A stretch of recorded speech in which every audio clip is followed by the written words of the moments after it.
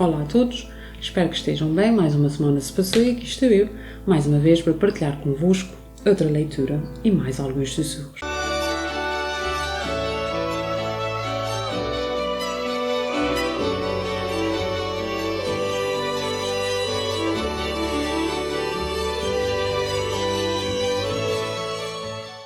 O meu nome é Malvina Sousa e hoje, nesse espaço onde os livros sussurram, vou partilhar alguns excertos de A Lua de Joana, de Maria Teresa Maia Gonçalves. Lisboa, 16 de setembro. Querida Marta, hoje, depois do almoço, resolvi ir outra vez à tua casa. Achei que devia agradecer a tua mãe tudo o que me tinha dado. O teu pai estava na sala a fumar cachimbo. Tiveste sorte. Os teus pais sempre tiveram tempo para a família. O Diogo estava no quarto e de lá não saiu.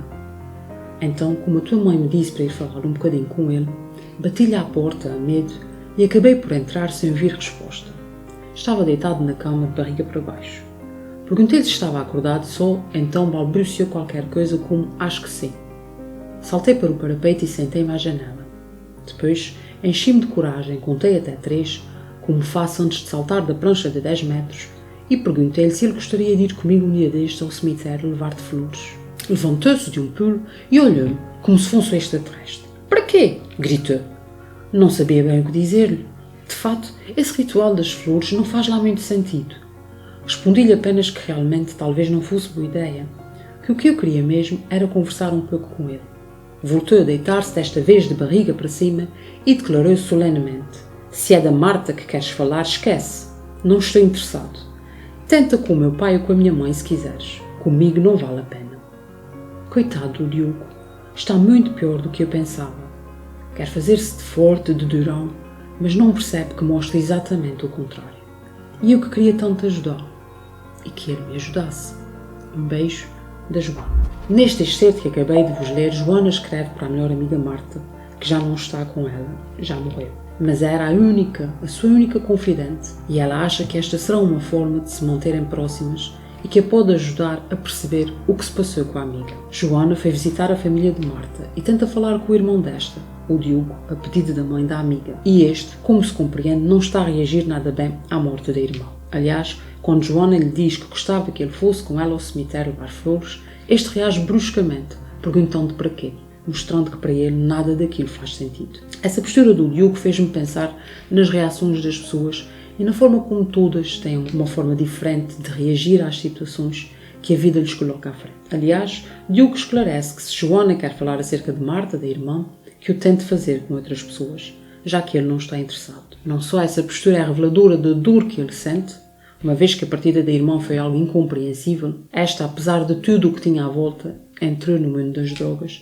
e isso, assim como o seu final, foi tudo inesperado. E a conversa de Joana, logo no início, é bastante curiosa, quando refere que a amiga teve sorte já que os pais sempre tiveram tempo para a família. No entanto, vejamos como isso não a impediu de entrar neste mundo, que nos leva mais uma vez a questionar muita coisa. E se basta, de fato, ter uma boa família, uma boa rede de apoio à volta, para se conseguir superar este e tantos outros problemas. A conversa final de Joana, neste excerto, também nos diz muito acerca de como esta percebe e vê o Diogo, que quer fazer-se de forte, mas não consegue, e como ela esperava poder ajudá-lo.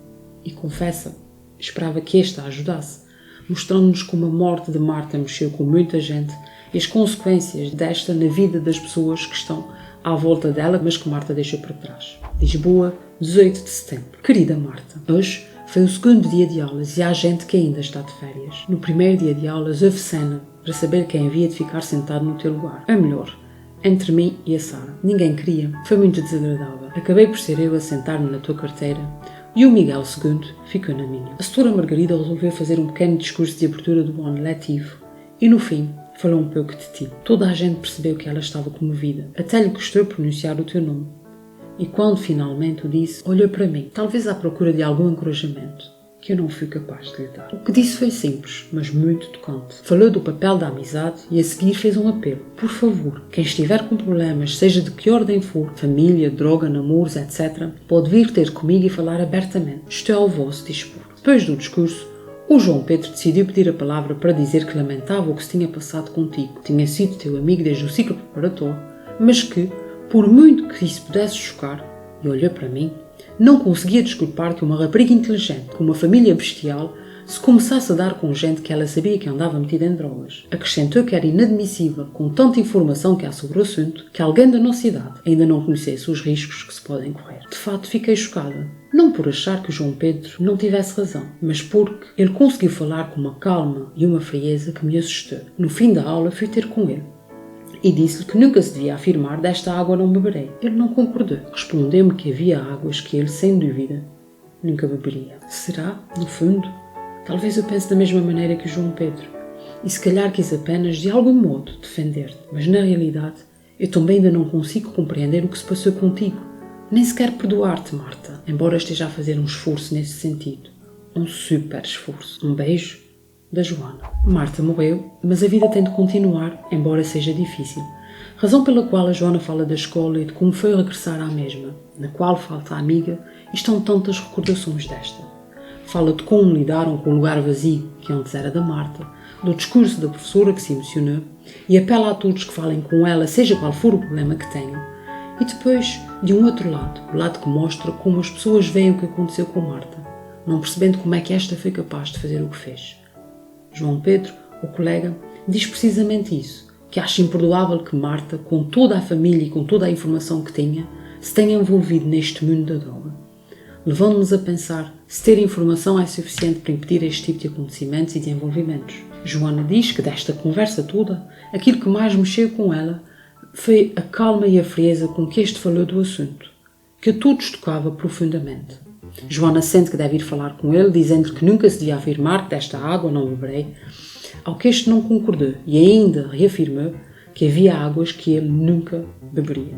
Curiosa a questão que Joana coloca logo depois, perguntando: será? Sobretudo se tivermos em conta os caminhos que também esta seguirá depois, apesar de tudo, e de referir que não percebe como é que a amiga tomou as decisões que tomou. O que é certo é que Joana sentiu que tinha que defender a amiga, apesar de não conseguir compreender o que se passou com ela e de não conseguir perdoá-la, embora se esforce para o fazer. Eis que nos confrontamos aqui com diferentes cenários e reações divergentes e de como lidamos com o universo interior de cada um. Ao lermos estes certos e este livro, não podemos deixar de pensar na forma como tantas vezes deixamos de lado aquilo que realmente é importante na vida e de como é relevante estarmos atentos a nós e aos outros e de procurarmos em conjunto percorrer um caminho que seja adequado a cada um. Falemos um pouco acerca da autora deste livro, Maria Teresa Maia Gonçalves. Nasceu em Coimbra em 1958.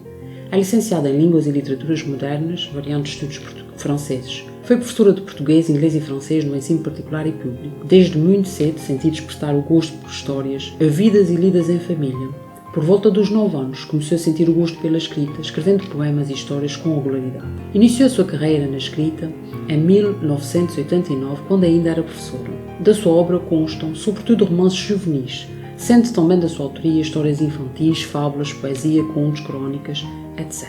Temáticas recorrentes nos seus livros: os direitos das crianças, dos adolescentes, a espiritualidade e os problemas da adolescência, nomeadamente a solidão, as perdas, a depressão, conflitos familiares, as dependências químicas, a violência em meio escolar, a violência doméstica, a sexualidade e a afetividade.